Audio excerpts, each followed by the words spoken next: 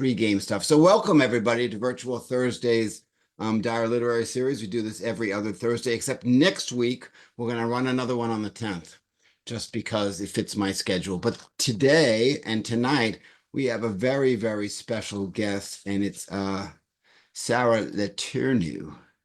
And I said that correct, right? I say Letourneau. Letourneau. Okay. Yes. I gave the French version.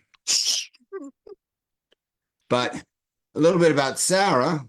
Uh, she is a poet as well as the editor, book coach, and writing workshop instructor at Heart of the Story Editorial and Coaching Services. She's also the co-founder of Pour Me a Poem open mic and features in Mansfield, Massachusetts. Her poetry has won the Beals Prize and the Blue Institute's 2020 Words on Water contest and has appeared in Mass Poetry, Poem of the Moment, and Hard Work of Hope, Nixes Mate, and all of the above. You can go to her publisher's website where her debut book is featured from Kelsey Books, and I'm circling it here. So check it out. Check her out. And here is her webpage right there. And takes a bit to load, but it's heartofthestory.com, correct? Heartofthestoryeditorial.com. Heartofthestoryeditorial.com. And I'm really thrilled. I've seen Sara read from this book already, so I'm really thrilled to have her, and I look forward to hearing what she's going to bring us tonight. So take it away. Awesome. Well, hi, everybody. I'm so happy that all of you are here today, and I'm looking forward to hearing some of you read during the open mic in a little bit. So I am going to read 4 poems from Wild Gardens. It came out from Kelsey Books back in August. And the first poem is called Breath of a Humpback Whale. Listen, what do you hear when the humpback breathes? Of course, you know the exhalation, that soft, moist explosion, like a wave breaking upon the shore. But what about the inhalation? The sound which the naturalist who's narrating the whale watch said is her favorite in the world, and we should keep our ears open for it. Yes, I know, I can't concentrate either. I too want to watch the whale and see the smooth slope of her glistening back, her glacier body gliding, cutting the surface, before she dives down again and lifts her tail flukes to reveal the white prints of her name. And so many sounds are competing for our attention. The chatter of the other passengers, the susurrus of the ocean, the whipping of the wind, the rocking of the boat. But sometimes, to hear the new and unfamiliar, you have to do as the naturalist said and cast your awareness out over the water toward the horizon. There. Do you hear it? Long and low and fathomless, as if the whale is drinking from silence, as if a brontide is rumbling from the deep, as if the earth is drawing a gasp of wonder that some of us, like you and I, still remember how to listen.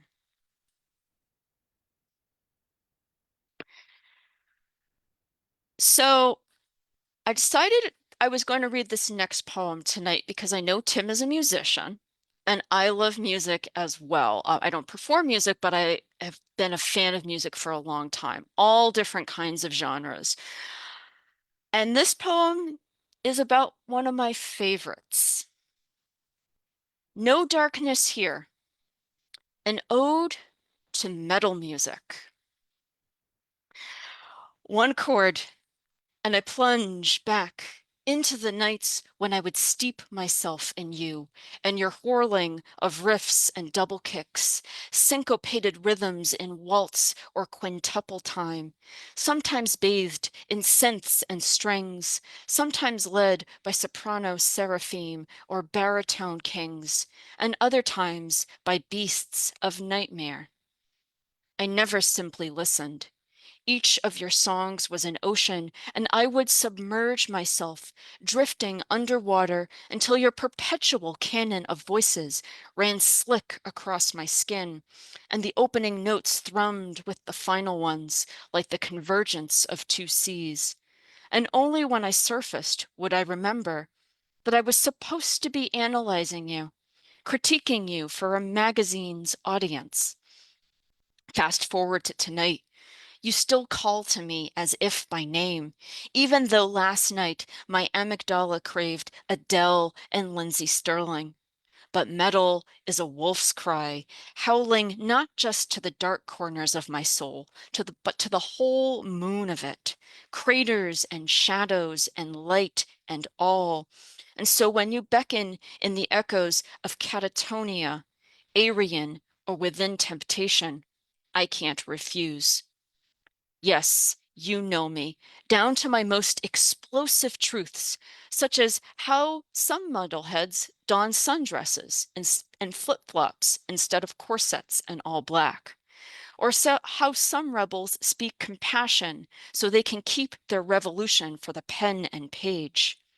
Or how there is no darkness here, but an ever-expanding universe full of cascading solos for comets, crescendos for supernovas, nebulae of dust and self, hydrogen, and, dare I say it, beauty. One chord, and I plunge back into the ocean you made for me, back into a body of music you made with my own flesh and bone and tissues, with a cadence akin to a heartbeat. Thank you. So I'd like to say there's a web of themes in Wild Gardens. It's not really about any one particular theme. There are all different themes that kind of stand apart or interweave with each other, like the natural world, creation, relationships, grief, loss, and mental health. I've said this before in other places that I have experienced depression and anxiety in the past. I'm doing very well right now. But sometimes things from our past end up creeping into our work. And I think it's just a sign that I'm meant to be talking about it with people. So this next poem is one of the mental health poems. It's called 2 a.m. No, the alarm clock hasn't crowed yet. It won't for another 4 hours. You've already laid there for just as long, your head a gauntlet run of fears, thinking, what will happen at work tomorrow? Becomes, how can I manage 2 jobs? Becomes, should I cancel my plans this weekend? Becomes, did I lock my front door before bed?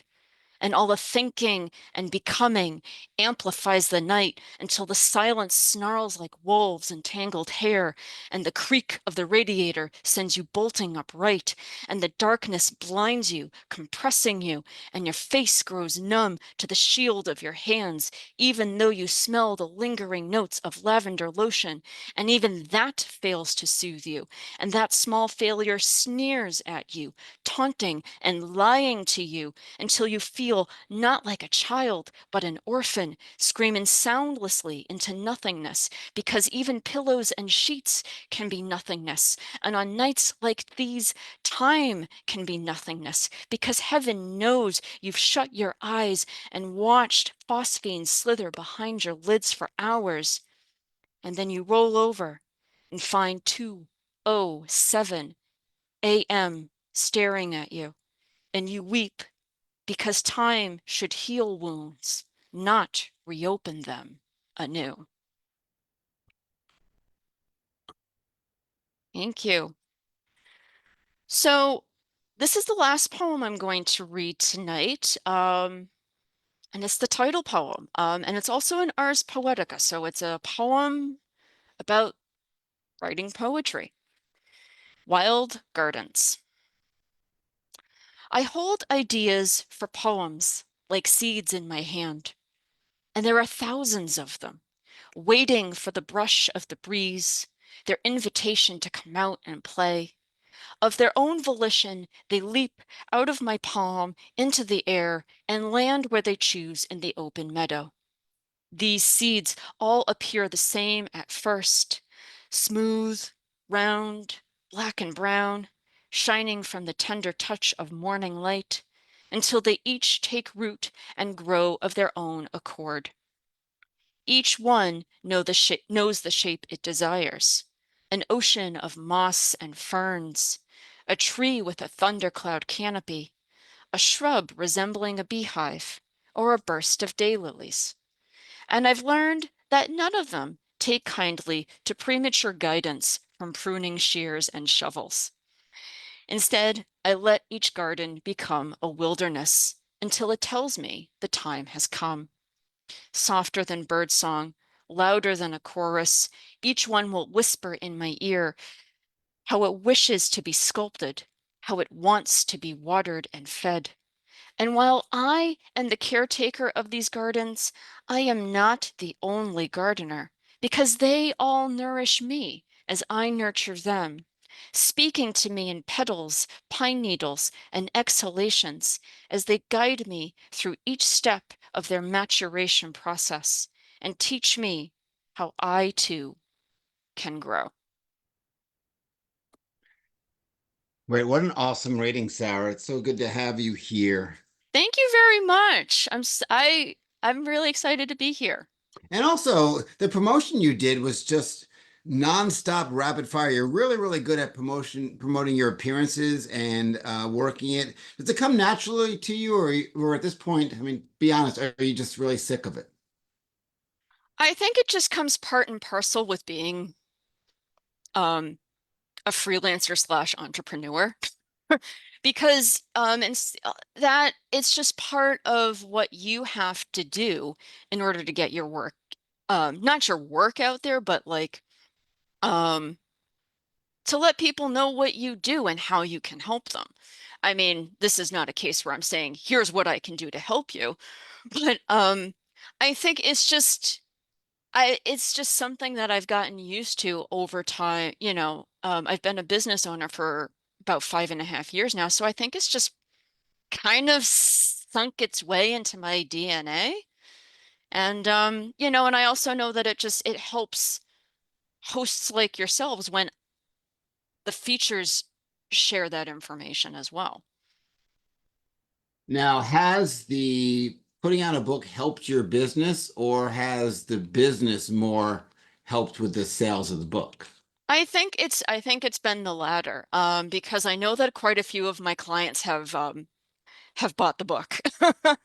And but I think a lot of it too is that I've been writing for a long time. I mean, I've been writing different before I finally truly landed on poetry, and that would probably be about 2017, 2018. I was doing other kinds of writing. I was writing novel length manuscripts at one point, and so I was going to workshops and literary conferences for that, which in some ways is also how I ended up absorbing the information that I'm now using as a book coach and an editor.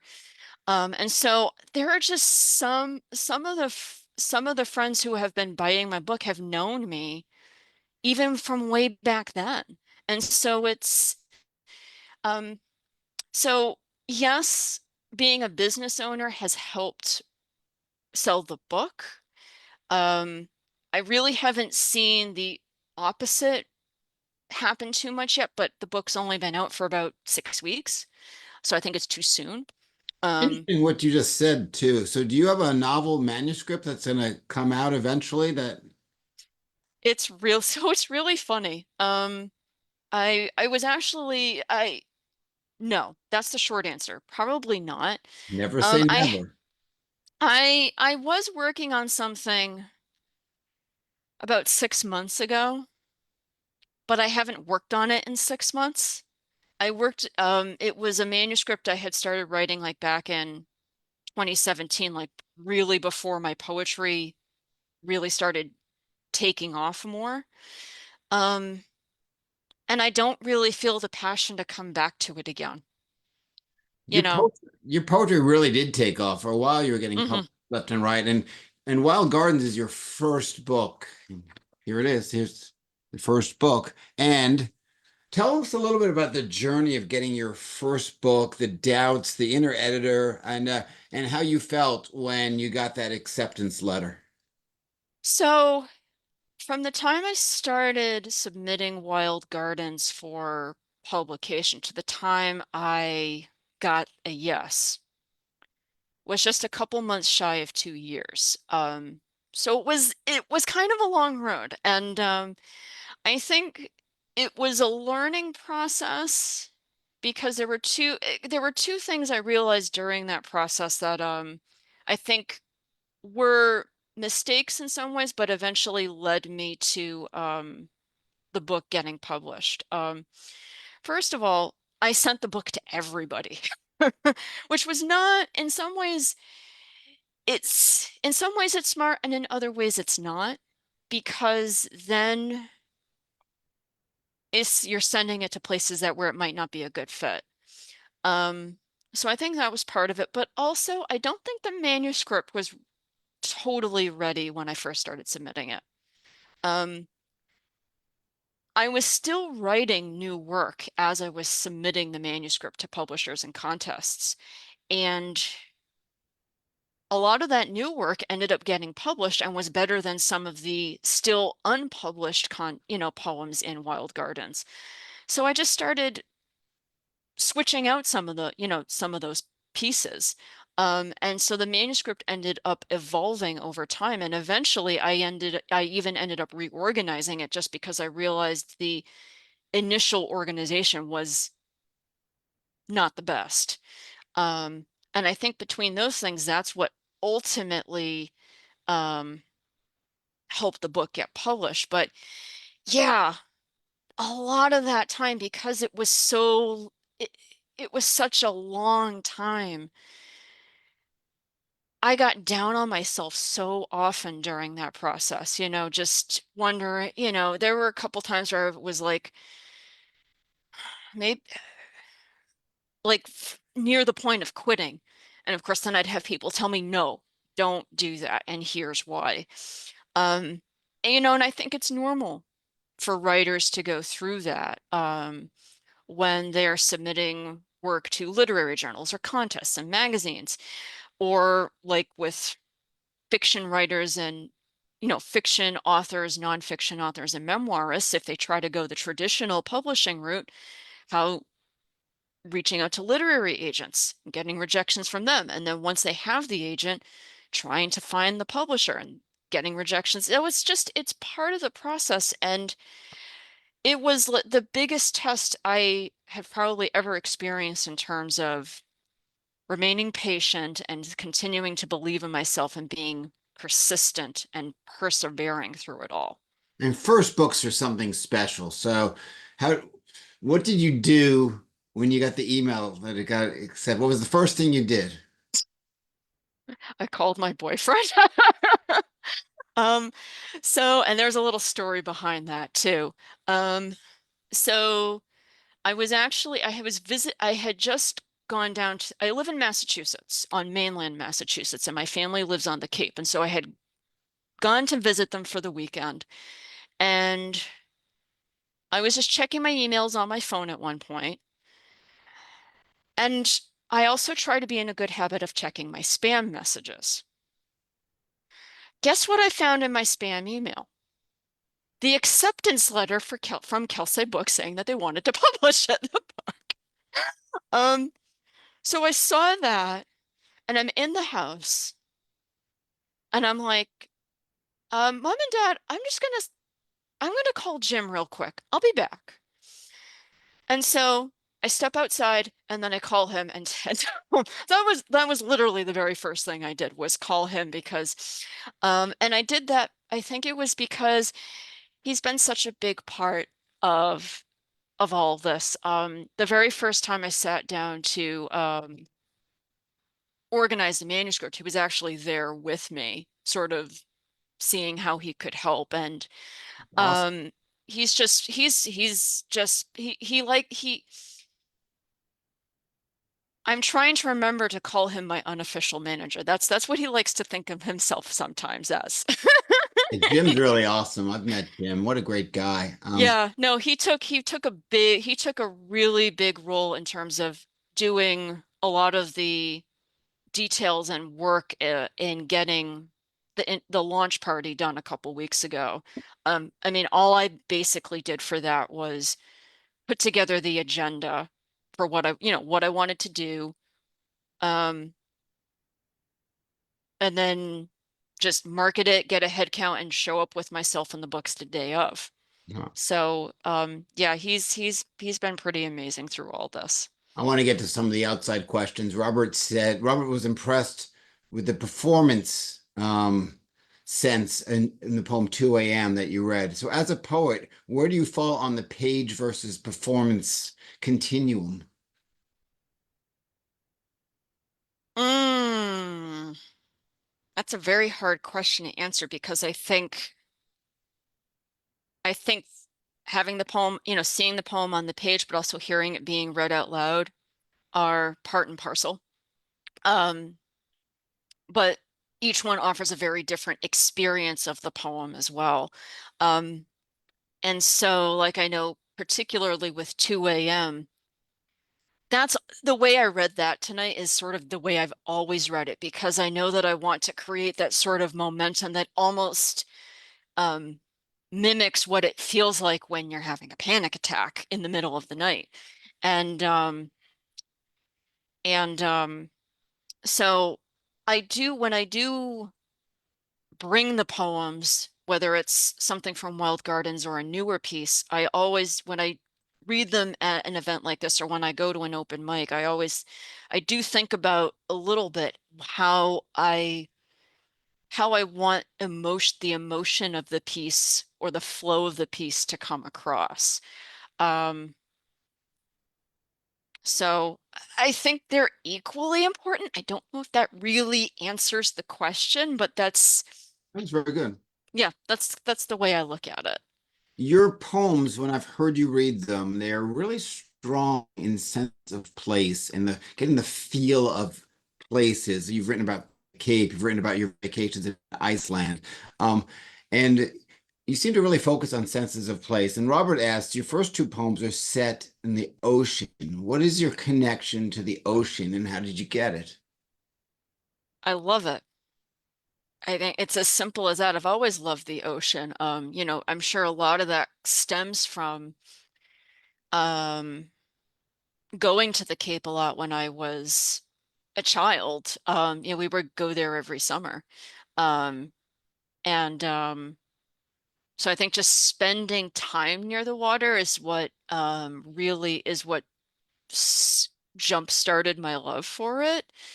Um, and I don't know, I guess just out of all the natural elements, it's the one I feel the most drawn, water's the one that I feel most drawn to. Maybe because it's calming. Um, but there's just something special about being by the ocean or on a boat in an ocean. So, yeah.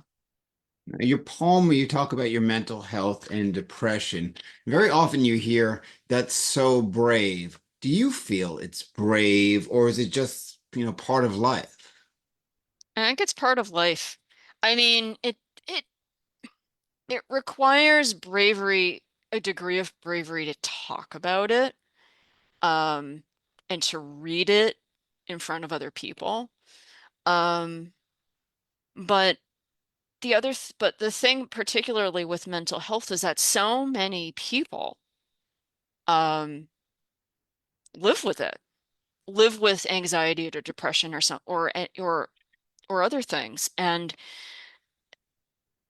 I think for a very long time, there was sort of this stigma in terms of this should not be a thing that's talked about. In fact, some people have told me before that it makes them uncomfortable when I talk about mental health, but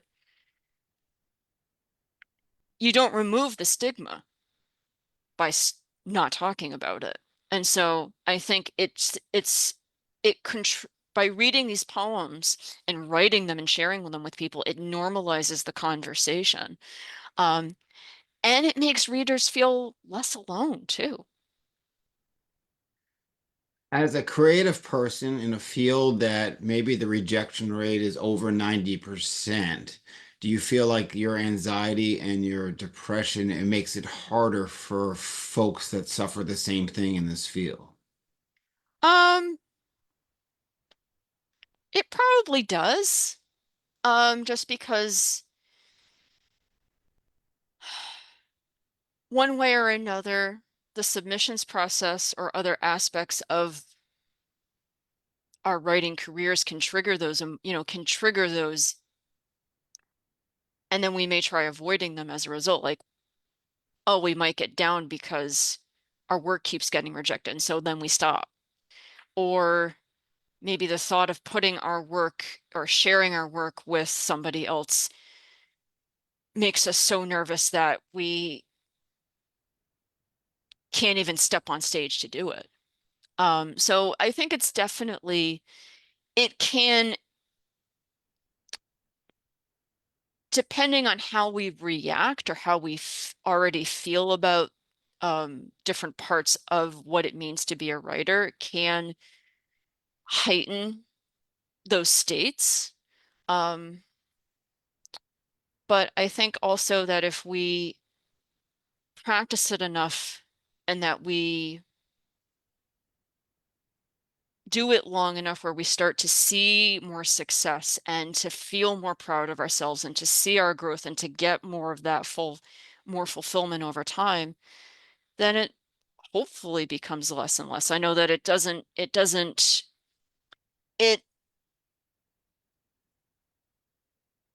yeah, sorry, my brain just stopped in the middle of that. Well, last question. This will be much easier. Your work, you really work the sensory items, the five senses really show through on your work. And I'm not sure if you do that intentionally, but do you have a set of self rules in your poetry that you intentionally do, which makes a good poem for you? No. See, that was an easy It's question. funny. It's funny. So I just recently was a judge for this year's Beals Prize for poetry. And we were asked to answer, the judges were asked to answer the question, what makes a good poem? And all three of us, there were three judges, we all agreed on the same answer. It just has to move us. And so I think writing for me is a very intuitive process a lot of the time. I don't always consciously know a lot of the little techniques or details that I'm doing until either much later on in the poem's lifespan or until somebody else tells me that I've done it. And I think if you read, I guess just from reading enough poems, but that I really enjoy and reading enough and learning what poetry styles I really like, it's just sort of happened through osmosis.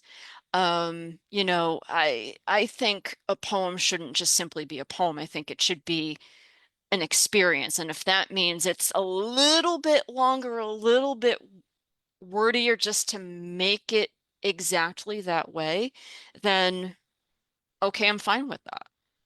I would rather let the poem truly shine than try to cut back on words or lines or so forth just to fit a particular, fit particular submission guidelines. Yeah, I think you did a really, really great job in selecting the poems in this book. And congratulations on this first book of yours. And I hope there'll be many more. So, Sara Letourneau, thank you so much for being with us. And I did finally find our Thank website, you. heartofthestoryeditorial.com. You'll find out all the services that Sara offers and about her book. And Kelsey Books is where you can find this little gem.